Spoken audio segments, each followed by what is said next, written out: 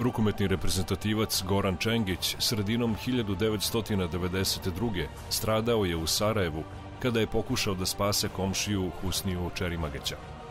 Balio baš ti dobrodošao.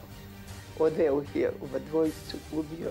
Mogao je da pruži puno još i u sportu i u svom životu. I drugi vrsni sportisti suprotstavili su se ratnom ludilu. Uporedio bi ga sa zemljom koja je otišla i koja više nema, kao što je Mirza bio čovek koga više nema. Ljudi postoje koji su zainteresovani, koji dele tu neku našu ideju da je važno da se međusobno podržavamo.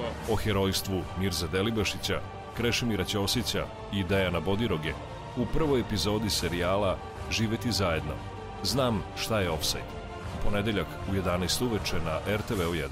Mislim da je sport čudo.